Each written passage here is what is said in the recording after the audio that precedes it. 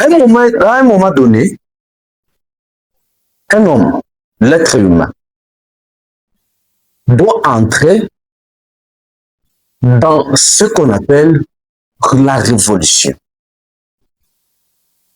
La révolution n'est pas seulement militaire. La révolution n'est pas seulement dans le domaine politique. Même dans les étapes de la vie, tu dois arriver à un moment donné où tu dis trop c'est trop. Et quand on entre dans une révolution, on est impitoyable.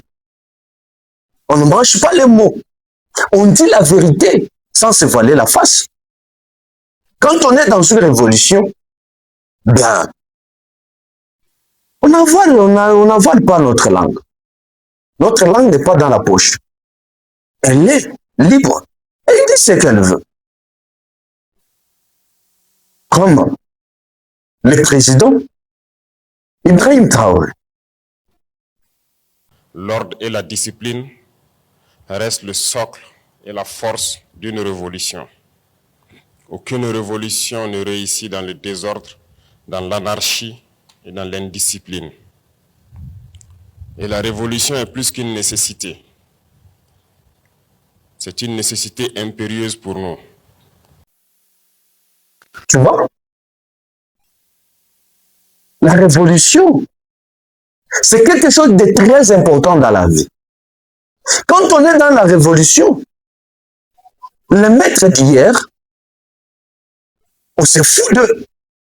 Ce qui nous guettait dans le passé, ce qui nous faisait retenir en bas, ce qui nous amenait parfois à ne pas progresser, parfois quelques bruits, quelques personnes à côté de nous, dans notre...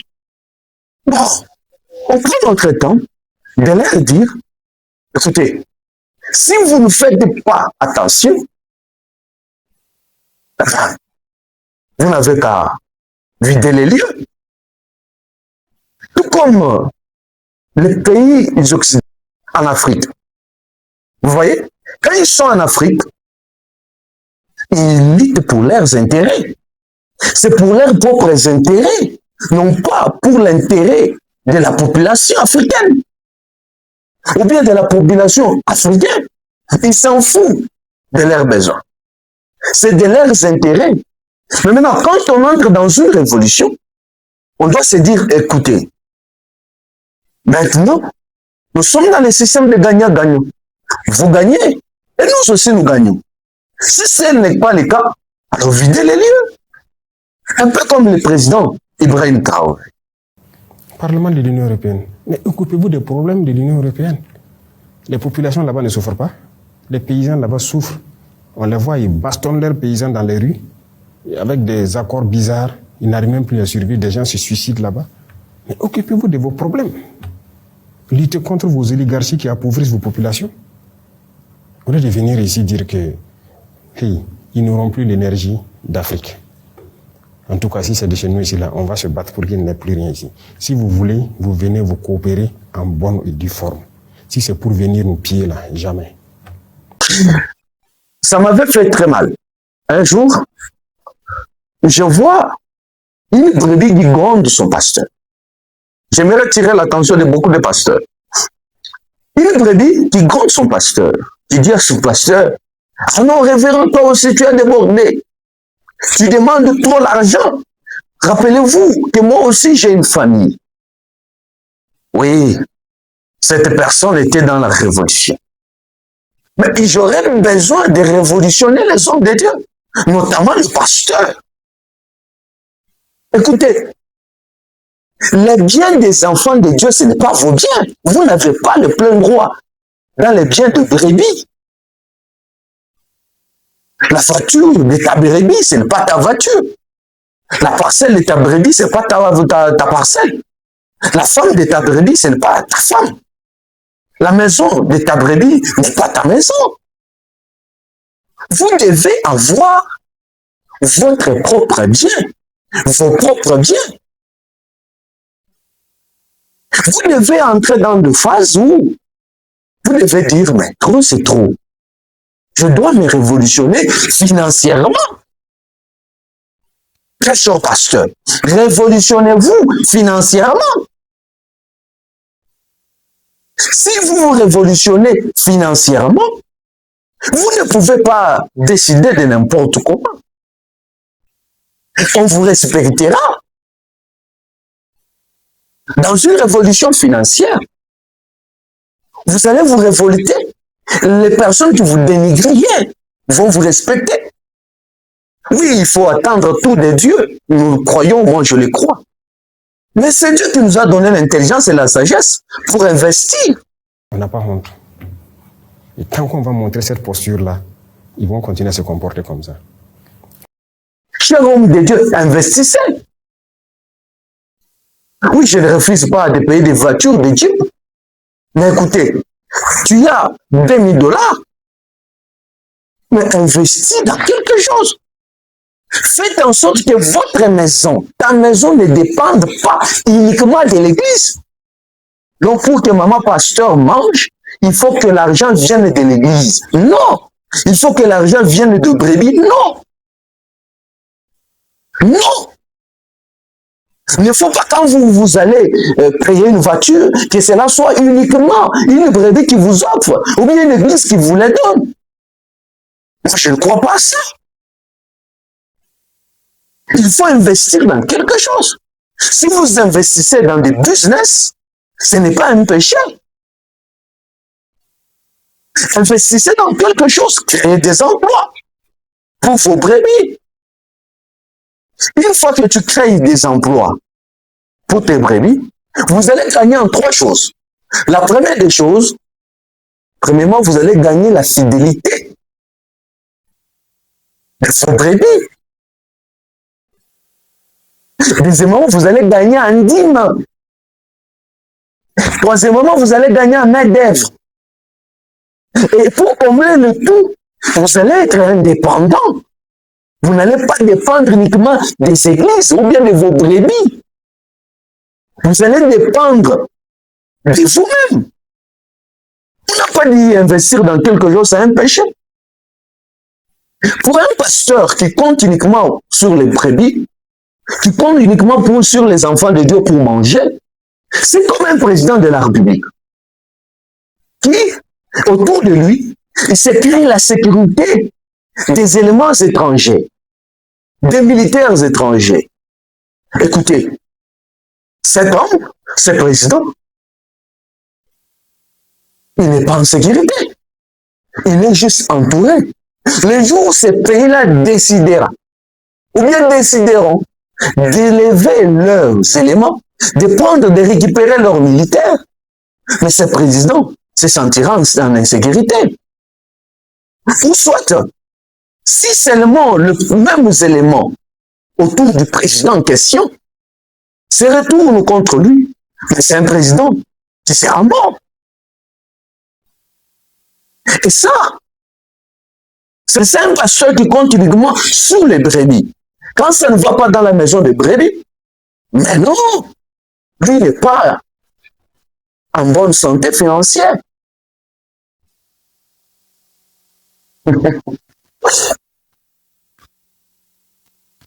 Tu dépends uniquement des brebis. Tu n'es pas en sécurité. Moi, je ne compte pas sur s'il y a un événement particulier ici, qu'aux premières heures, la Russie soit là ou pas. Non, je ne compte pas sur ça. Le seul soutien que la Russie peut apporter, quand je veux payer quelque chose pour me défendre, qu'il accepte me vendre. Pasteur, tu n'es pas en sécurité. Vous vous plaignez que les brebis ne nous soutiennent pas. Au-delà du soutien des enfants de Dieu, investissez dans quelque chose. Investissez dans quelque chose, dans le business. Oui, révolutionnez-vous financièrement, homme de Dieu. Vous n'allez pas tenir des discours de charlatans. Ou bien des charlatans qui passent leur temps à maudire les enfants de Dieu. Le départ d'un frère dans une église ne vous fera pas tant de mal. Surtout un frère qui est comme ça, qui a quelque chose. S'il quitte l'église, cela ne vous plaisira pas autant. Parce que vous savez que je suis indépendant. Je ne dépends pas de lui. Et surtout les frères là qui sont dans des églises, j'attire votre attention. Ce n'est pas parce que vous avez des millions, parce que vous avez quelque chose entre vos mains, que vous manipulez les enfants de Dieu, les pasteurs. Vous allez les manipuler. Les tirer de côté, à gauche, à droite. Non, c'est pas ça. Quand Dieu vous bénit, c'est pour que vous bénissiez aussi quelqu'un d'autre. Et surtout.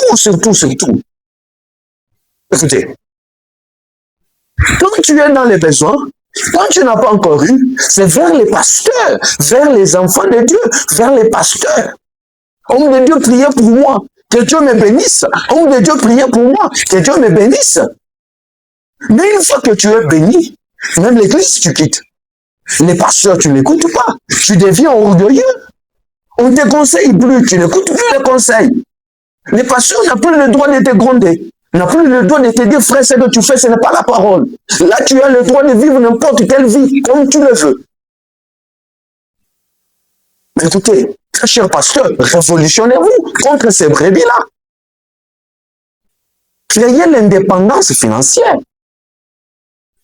Commencez, vraiment, à ne pas dépendre des brebis ou bien de l'église. Dépendez d'abord de vous-même financièrement.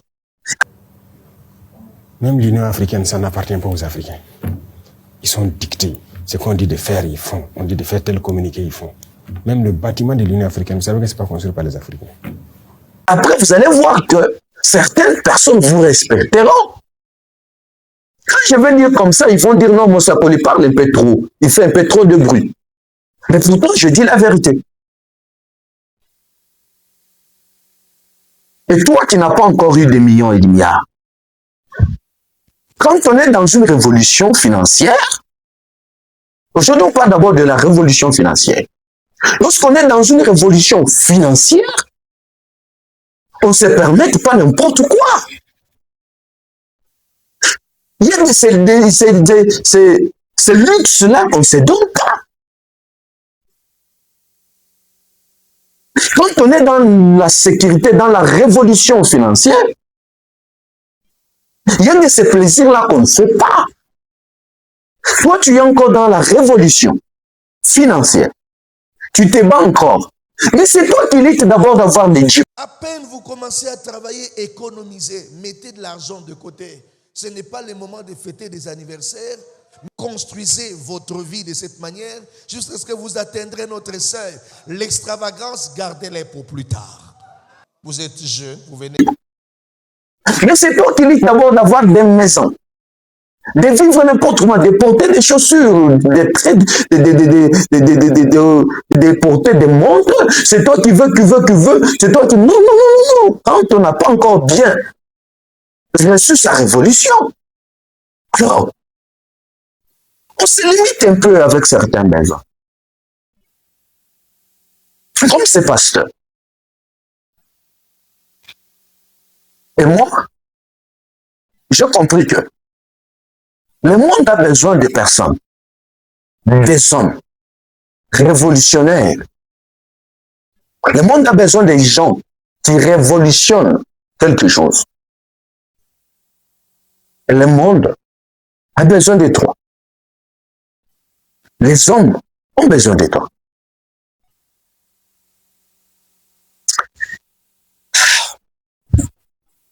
Un pasteur me disait, il faut que tu viennes prier pour moi. Pour que les choses commencent un peu à bien marcher dans ma maison.